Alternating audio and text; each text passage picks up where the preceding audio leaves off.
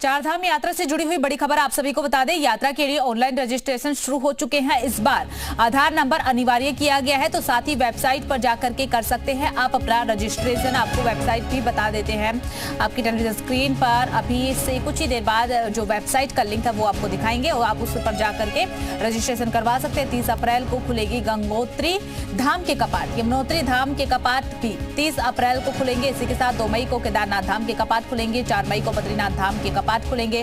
दर्शन के लिए श्रद्धालुओं को टोकन मिलेगा। टोकन में दर्शन का समय निर्धारित होगा। इसी के साथ आपको ये जानकारी दे दें कि यात्रा शुरू होने पर ऑफलाइन रजिस्ट्रेशन भी होगा। अभी आप ऑनलाइन रजिस्ट्रेशन करवा सकते हैं, लेकिन जैसे ही यात्रा की शुरुआत होगी उसके बाद ऑफलाइन रजिस्ट्रेशन की प्रक्रिया भी शुरू हो जाएगी।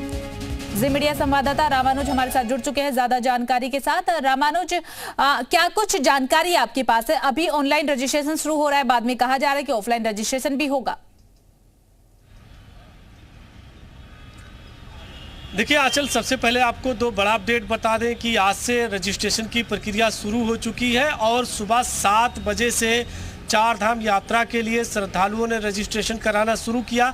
1 लाख का आंकड़ा पार हो चुका है। यानी पूरे देश भर में जो श्रद्धालु उत्तराखंड बद्रीनाथ, केदारनाथ, गंगोत्री, यमुनोत्री धाम में पूजा अनुष्ठान करने के लिए आते हैं, उन्होंने अपना रजिस्ट्रेशन कराना शुरू कर दिया है। आधार कार्ड के जरिए ये पूरा रजिस्ट्रेशन की प्रक्रिया चल रही है। दूसरा अपडेट ये है कि प्रदेश सरकार की तरफ से ये कहा गया है कि यात्रा शुरू होने के 40 दिन पहले से ये रजिस्ट्रेशन की प्रक्रिया शुरू हुई है, इसलिए किसी तरह की कोई दिक्कत ना हो उसके लिए कॉल सेंटर को भी स्थापित कर दिया गया है। साथ में बद्रीनाथ, केदारनाथ, गंगोत्री, यमुनोत्री धाम में जो श्रद्धालु आएंगे उनकी संख्या को भी निर्धारित किया जाएगा। पहले फेज में ज़्यादा क्राउड होता है, इसलिए क्राउड कंट्रोल के लिए भी फोकस किया जा रहा है ताकि किसी तरह से कहीं कोई अव्यवस्था न होने पाए। तो सरकार की कोशिश है कि चारधाम यात्रा रामानुज, देखिए आप अभी जिक्र कर रहे थे कि एक आंकड़ा जो है निर्धारित किया जाएगा श्रद्धालुओं की संख्या का पहले फेज में। क्या कोई जानकारी मिल पाई है, कोई अनुमान कि कितना वो आंकड़ा हो सकता है?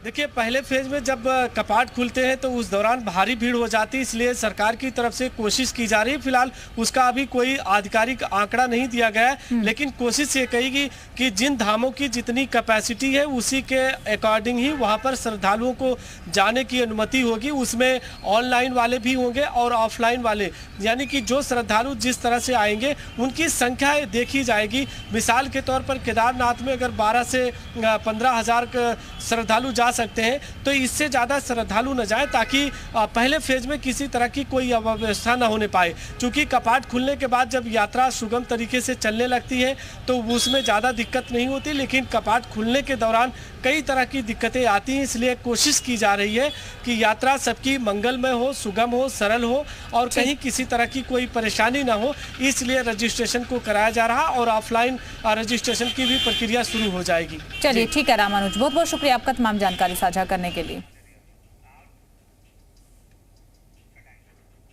चारधाम यात्रा के लिए आज से रजिस्ट्रेशन की प्रक्रिया शुरू हो चुकी है। अब तक 80,000 से अधिक श्रद्धालु रजिस्ट्रेशन कर चुके हैं और हर 1 मिनट पर 200 से ज्यादा श्रद्धालु जो है रजिस्ट्रेशन कर रहे हैं। बद्रीनाथ, केदारनाथ, गंगोत्री, यमुनोत्री यानी कि चारों ही धामों के लिए रजिस्ट्रेशन की प्रक्रिया आज से शुरू हो गई है।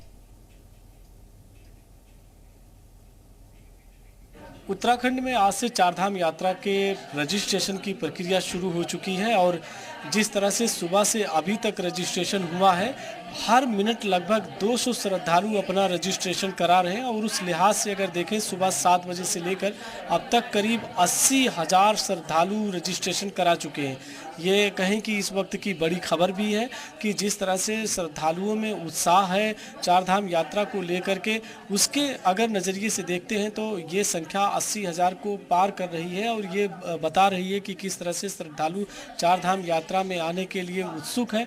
दूसरी बड़ी बात है कि इस बार की जो यात्रा के लिए रजिस्ट्रेशन हो रहा है वो आधार कार्ड से हो रहा है, इसलिए समय बहुत कम लगता है, फ़ोटो अलग से नहीं लगानी है और आसानी से बद्रीनाथ, केदारनाथ, गंगोत्री और यमुनोत्री धाम के लिए श्रद्धालु अपना देश के किसी भी कोने से रजिस्ट्रेशन करा सकते हैं। उसके लिए उत्तराखंड की जो पर्यटन की वेबसाइट है उस पर आकर के वो रजिस्ट्रेशन करा सकते हैं। दे। तो लेकिन इन सबसे बड़ी बात यही है कि अभी भी ये जो रजिस्ट्रेशन हो रहा है या मई जून के लिए सबसे ज़्यादा हो रहा है, क्योंकि उस वक्त यात्रा में सबसे ज़्यादा श्रद्धालु आते हैं। और केदारनाथ धाम के लिए आज भी क्रेज श्रद्धालुओं में सबसे ज़्यादा है। केदारनाथ धाम के लिए जो यात्री हैं वो सबसे ज़्यादा अपना रजिस्ट्रेशन करा रहे हैं। दूसरे नंबर पर बद्रीनाथ धाम है और इसके बाद में गंगोत्री और यमुनोत्री धाम है। तो इस तरह से लगातार जो श्रद्धालु हैं आज से रजिस्ट्रेशन की प्रक्रिया शुरू हो चुकी है और अभी तक 80,000 से अधिक श्रद्धालु अपना रजिस्ट्रेशन करा चुके हैं। कैमरा पर्सन नरेश भट्ट के साथ मैं रामानुज, जी मीडिया, देहरादून। हिंदू धर्म में चारधाम यात्रा को लेकर के बेहद ही शुभ बताया जा रहा है। चारधाम में बद्रीनाथ, केदारनाथ, गगनोत्री, यमुनोत्री की यात्रा और दर्शन किया जाता है। आपको बता दें कि चारों ही धाम जो है धार्मिक मान्यताओं के अनुसार जो भी व्यक्ति चार धाम की यात्रा पूरी कर लेता है उसके सभी पाप मिट जाते हैं, साथ ही उस व्यक्ति का जीवन खुशहाल और संपन्न बन जाता है। तो साल 2025 में चारधाम की यात्रा की शुरुआत 30 अप्रैल से होने जा रही है। सबसे पहले गंगोत्री धाम के कपाट खुलेंगे।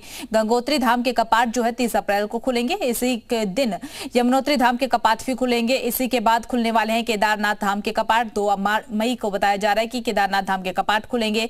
आखिर में खुलने वाले हैं बद्रीनाथ धाम के कपाट, जो कि 4 मई तारीख बताई जा रही है।